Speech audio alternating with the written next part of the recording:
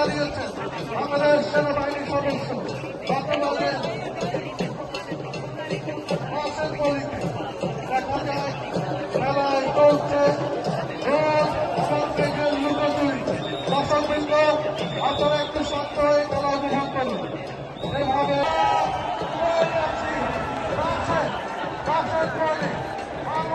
হারিয়ে দিল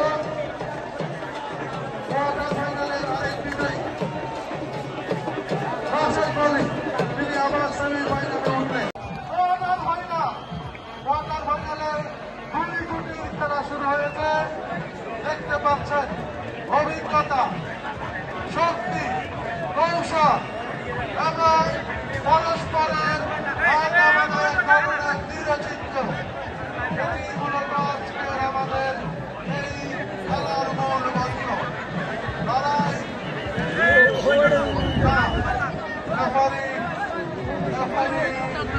সিদ্ধান্ত নিলে এভাবে হবে না।